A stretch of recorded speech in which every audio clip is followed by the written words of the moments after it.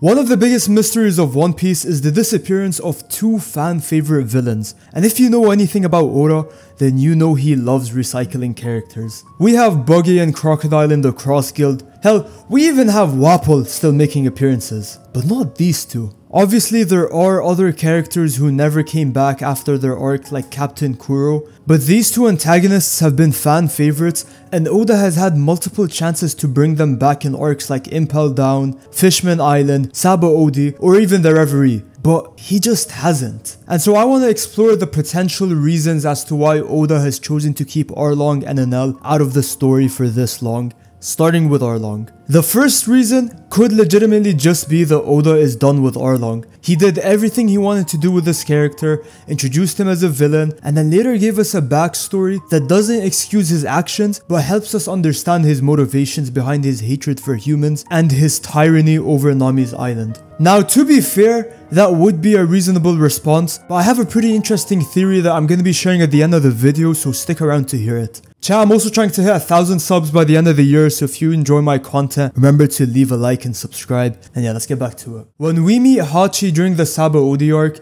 he mentions that he was the only one who was able to escape the navy, meaning that Arlong and the rest of the crew are presumed to be imprisoned somewhere. Now obviously that place wasn't Impel Down since we didn't see him there. Side note, the reason I believe he wasn't in Impel Down is cause Oda knew that the Fishman Island arc was coming up, and so releasing Arlong would have kinda complicated that arc a lot more. So I guess he just wanted to avoid the headache. So what, is the Arlong portion of the video over now? Has the mystery been solved and now we can go back to our day-to-day lives? I mean, yeah, if you want to take it at face value, then sure. But we don't take things at face value over here because I need more watch time, so please don't click off yet. Hachi says that Arlong is being held at some marine base, presumably one in the East Blue.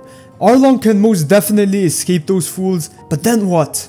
He sure as hell won't come back as a protagonist and help Luffy. And I don't think he's gonna be fighting Luffy either unless he masters the water and his blue hockey. Man, that was a dark time to be on TikTok. I genuinely felt my brain bubbling and melting watching those. Anyways, if Oda was to bring him back, it would either be revealed that he escaped the marine post and hid in Fishman Island, obviously after the Straw Hats had left Fishman, or, and this is my personal theory that y'all have been waiting for, if the Straw Hats do ever end up in Mare Joie, which I think they will, there will come a point where they free the slaves of Mare Joie. And same way Nami was responsible for protecting and escorting the kids of Punk Hazard, she will also be in charge of freeing and protecting all the slaves. And that is where she will find Arlong, chained up and beaten to a pulp, a shell of his former self.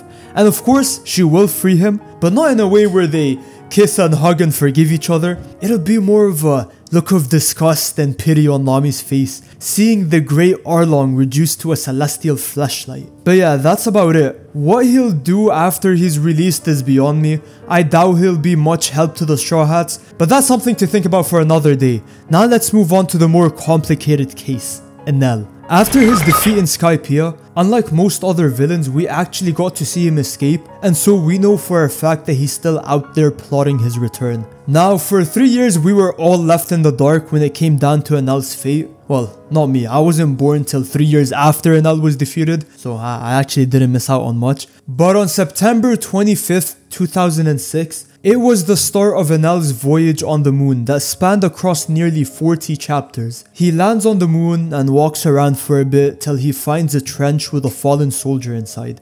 And for no particular reason, he decided to decimate this poor creature that showed no sign of aggression. The little guy gets up and salutes Enel for, I don't know, waking him up I guess. They go on a walk and the little Martian finds his fallen comrades. They're approached by an intergalactic op who aces the poor alien. But then the space pirate turns around and discovers what a Logia is. An explosion gains Enel's attention and angers him because, I don't know, he claimed the moon as his own I guess. Enel pulls up and we get the reveal that the little dudes are actually robots made by this Stonehenge. After he passes away, the little goobers take helium balloons and fly to the moon. Upon their arrival, they obviously got packed, but then we cut back to Enel decimating the space pirates. The little soldier walks up to Enel and thanks him for avenging his comrade. Enel proceeds to show us why he is the kindest character in One Piece by killing all of them for some reason. He then stumbles across an underground city which I refuse to believe won't be important to the story. Cause this is Oda. He wouldn't introduce a random plot point and then not talk about it ever again. Anyways, Enel, knowing that he needs a place to stay, chooses a nice house to live in. Just kidding. He blows up the entire town, which backfires since his electricity charges up the town instead, waking up dozens of the little creatures, and surprise surprise, everyone who was thought to be dead is actually alive because this is pre-time skip One Piece. They give Enel a quick history lesson and he finds out that the Skypians are actually moon people who flew to Earth as they had run out of natural resources on the moon. The story ends with them swearing their loyalty to Enel, and from then on we never hear from him again. This case is a lot more complicated than Arlong's. Like, where do I even begin? I mean, let's go with case number 1. The cover story was more of an experiment by Oda and he has already chosen not to go that route. Or maybe the entire point of the cover story was just to let us know the Skypians' backstory. Though this is possible, I find it highly unlikely because Oda has stated multiple times that when he started One Piece, he already knew what the final panel was gonna look like. That being said though, he also thought that Alabasta and Skypiea were gonna be one of One Piece's final arcs, so we know things don't always go according to plan. But I'd like to believe that Oda hasn't scrapped the idea of building upon it. Now, there has been this decade-long theory that One Piece was going to the moon, and that the Straw Hats would get a rocket ship from Vegapunk, and that the Celestial Dragon suit was actually a spacesuit. But now we know that the Celestial suits are probably for when the world sinks underwater. That being said though, I don't think this theory is dead as we now have Vegapunk and Franky on the Sunny, and we never actually had any confirmation as to why the Celestials dressed that way. But I just simply don't see a way for Oda to fit a moon arc in the final saga, so I'll scrap that idea for now. That leaves us with one more option, Enel coming back down to Earth to conquer it with his army. Obviously there's no way in hell we're going to see an Enel x Luffy team up, that just wouldn't make any sense. And I also don't think Enel is going to be a fan of the Celestial Dragons, so here's my theory. When Enel descends back down to Earth, he's gonna wanna conquer the highest point in humanity, being the Red Line, where Mary Geoise is, where the Celestial Dragons happen to reside. Reside?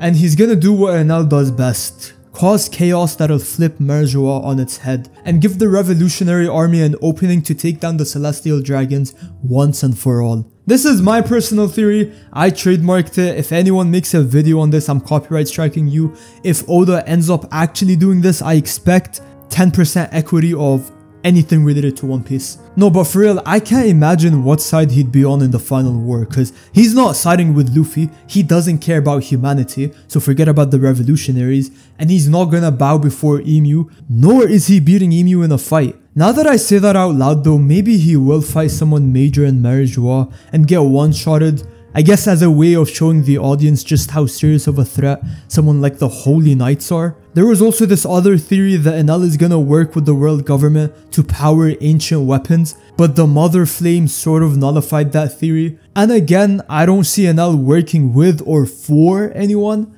even if there is a mutual benefit, unless they capture him and torture him and basically turn him into a hamster running in a hamster wheel to power up all the ancient weapons. But again, the Mother Flame exists, so overall, I'm putting my bets on him attacking Mary Geoise to conquer the world and failing, or One Piece to the moon is coming true. I hope you all enjoyed the video. If you did, remember to leave a like and subscribe, and I'll see you all next week. Bye bye.